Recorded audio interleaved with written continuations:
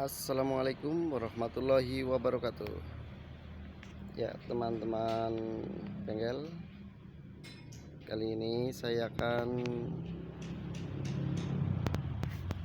mengecek persiapan perjalanan jauh bisa untuk mudik ataupun berwisata. Oke, saya akan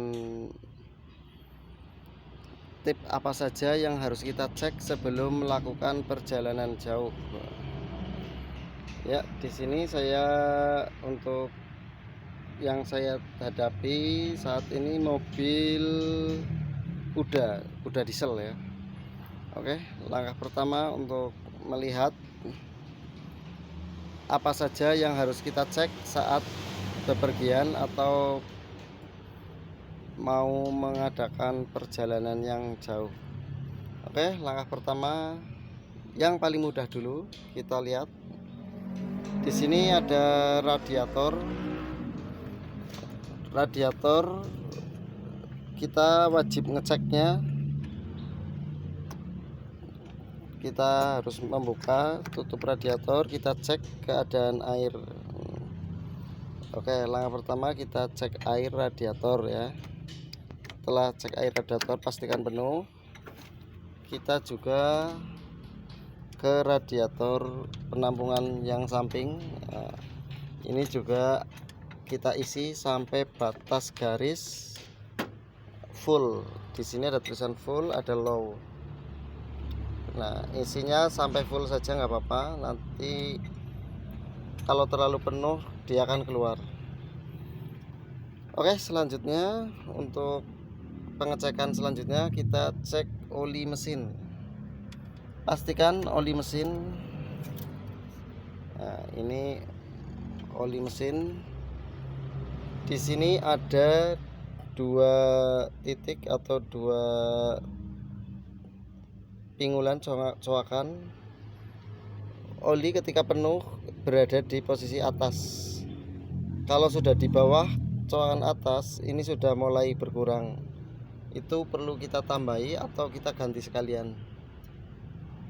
Oke, selanjutnya setelah air radiator dan oli, kita cek juga.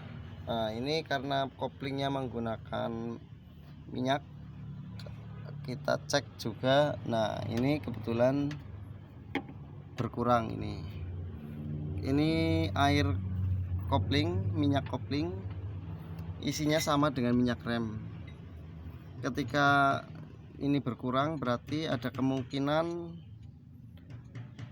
kebocoran, tapi masih halus, bocor yang belum parah. Ini nanti kita tambahi, kalau enggak kita cek dulu bagian mana kebocoran. Setelah kita cek oli kopling, nah ini oli kopling posisinya di sini. Ini untuk mobil kuda ya. Selanjutnya minyak rem. Ini minyak rem kita cek juga. Ini juga agak berkurang. Ingat, ketika minyak rem itu berkurang, itu ada beberapa kemungkinan. Kemungkinan yang pertama ada kebocoran di sentral rem atas. Nah, kalau seperti ini nih ada kelihatan ada basah-basah embun, berarti ini kemungkinan bocor dari atas. Atau juga ada kemungkinan bocor dari sentral yang bawah, karet rem bawah ada yang bocor. Dan kemungkinan yang ketiga lagi adalah karena kampas rem sudah mulai tipis, akhirnya minyak turun.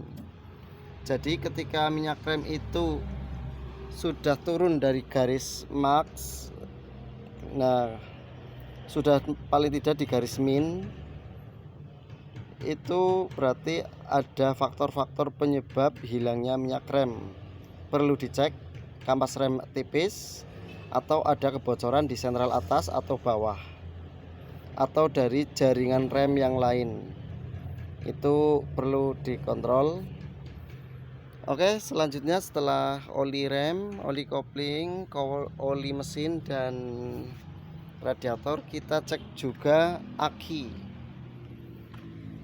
Oke, kita cek aki. Kita bisa digoyang-goyangkan kayak gini. Nah, ketika digoyang-goyang ada air yang kelihatan. Nah, air ini ada di upper level dan lower level. Nah, ketika sudah di bawah atau di lower, maka perlu kita isi dengan menggunakan air aki sampai batas atas, yaitu di upper level. Oke, cara mengisinya kita tinggal buka tutup ini aja. Wah, ini keras ini. Nah, ini. Nah, kita isi satu-satu di sini. Nah, setelah kita sampai upper level, maka itu sudah penuh. Oke, selanjutnya kita cek filter solar. Ketika filter solar ini sudah penuh, sudah kotor, tenaga itu akan berkurang. Ini tadi sudah diganti filter solarnya. Sebaiknya sebelum bepergian jauh kita ganti filter solar. Nah, setelah bagian mesin kita sudah cek-cek, kita tinggal ngecek bagian kaki-kaki. Oke, pastikan roda keempat-empatnya, ini antar di depan, belakang itu masih pada kondisi bagus.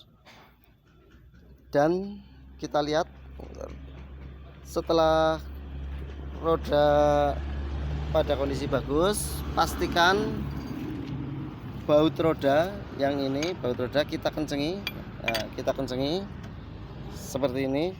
Tekan sekuat Anda, pakai tangan saja nggak apa-apa. Kencengi, cek empat-empatnya. Itu untuk keamanan jika terjadi kendor-kendor nanti bisa lepas sendiri. Nah, oke, roda keempat-empatnya harus kita cek. Untuk tekanan angin itu masing-masing mobil tergantung beban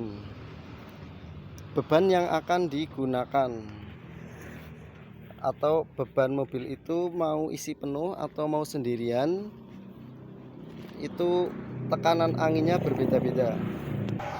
Ya, untuk tekanan angin itu kira-kira biar pengemudi tidak pusing, datang saja ke bengkel tambal ban, kasih tahu ini mau muatan penuh, ini mau isi sendiri, ini mau perjalanan jauh, tolong ratakan tekanan udaranya. Ratakan tekanan udaranya atau 30 atau 25, itu tergantung nanti kebutuhan yang akan kita gunakan, mau muatan penuh atau sendirian. Oke, untuk tekanan ban sudah. Sekarang tinggal kelistrikan. Oke, pastikan sebelum perjalanan jauh kita cek kelistrikan. Bagian depan ini ada lampu utama. Lampu utama itu ada dua macam, jauh dan pendek. Dan jangan lupa lampu kota, istilah lampu kota atau lampu senja atau lampu kecil itu harus nyala semua, kanan kiri depan belakang. Kita cek juga. Kalau ada fog lamp, nah ini di sini posisinya, tapi ini kosong. Ini sebelah ini ada fog lamp, pastikan juga nyala. Itu untuk membantu ketika darurat, lampu besar ada yang mati, ada fog lamp untuk penerangan darurat juga lumayan. Oke, selanjutnya setelah lampu besar, lampu malam, sekarang lampu sen juga pastikan kanan kiri nyala. Ini sangat berbahaya juga lampu sen ketika lampu sen mati, karena mobil itu kadang mau belok kanan belok kiri, kalau sennya mati nanti bisa kasihan yang di belakangnya atau yang di depannya. Oke, setelah lampu sen pastikan nyala, pastikan juga lampu rem. Oke, lampu rem ketika mau perjalanan jauh, ini ada lampu rem belakang, lampu atret juga pastikan nyala, terus sen belakang, kanan kiri, dan juga pastikan lampu hazard juga nyala. Itulah tip-tip bagaimana biar perjalanan kita nyaman. Kita cek dulu semuanya. Tidak kalah penting juga kita cek juga kalau mobil ini kebetulan kuda diesel. Ini yang paling vital ketika putus adalah timing belt. Oke. Kalau bisa sebelum perjalanan jauh, di sini ini ada sabuk timing belt. Itu perlu kita cek juga karena itu kalau sampai putus lumayan mogoknya, lumayan biayanya untuk perbaikan. Ya, mungkin itu salah satu yang harus kita cek juga ya. Selanjutnya untuk bagian di dalam kemudi ya. Ketika berkemudi kita pastikan kontrol semua nyala. Dari kontrol bahan bakar, kontrol temperatur, kontrol RPM, kontrol speedometer itu bisa nyala lebih bagus, tidak juga nggak apa-apa. Tapi yang paling utama adalah kontrol temperatur yang hurufnya CH ini. Ini pastikan berfungsi dengan baik. Jadi ketika kita melakukan perjalanan jauh, kita mengetahui temperatur mesin. Ketika temperatur mesin naik, berarti ada masalah di sistem pendinginan mobil. Oke, dan selanjutnya kita lihat kontrol bahan bakar. Usahakan kontrol bahan bakar juga bekerja dengan normal, karena nanti ketika kerjanya tidak normal kita akan ketipu. Ketipunya mending sudah habis tapi masih banyak. Ini kelihatannya masih banyak tapi BBM sudah habis. Ini akan menjadi masalah juga dalam perjalanan. Jadi pastikan temperatur kontrol bahan bakar bisa bekerja dengan normal ya. Jangan sampai kelihatannya jarumnya masih di setengah atau masih banyak, ternyata bahan bakar sudah habis. Itu nanti bikin repot di perjalanan. Oke, itu tips-tips untuk berkendara. Untuk tambahannya mungkin AC apa itu adalah tambahan yang lain. Dan juga pastikan ini fungsi. Nah, ini ada gambar rokok yang nyala. Ini fungsinya bisa untuk charger juga. Ketika kita perjalanan jauh mungkin perlu pengisian baterai pada HP. Ini bisa difungsikan untuk ngecas HP ya. Beli saja charger untuk mobil. Itu sudah ada banyak di toko. Oke. Selanjutnya kita coba goyang-goyang setir kayak gini.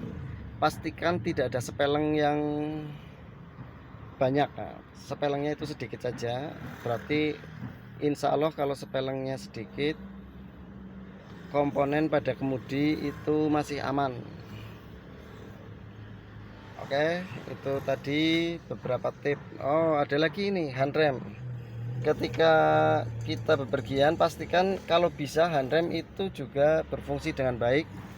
Karena ketika kita mengalami di jalur kemacetan, kita akan membutuhkan yang namanya handrem biar kakinya nggak capek ngerem terus.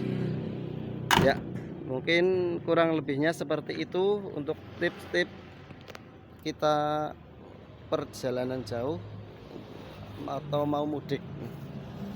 Ya, semoga bermanfaat. Kalau video ini bisa bermanfaat buat yang lain, monggo di share ke teman-teman dan kasih tanda jempol suka dan juga komen yang positif biar bisa membangun channel kami. Jangan lupa subscribe juga ya. Oke, tip ini tidak hanya untuk mobil kuda tapi semua jenis mobil yang sifatnya hampir sama. Hanya beda sedikit saja untuk komponen yang lain, tapi pada intinya hampir sama untuk persiapan perjalanan jauh pada semua jenis mobil. Oke, terima kasih. Assalamualaikum warahmatullahi wabarakatuh.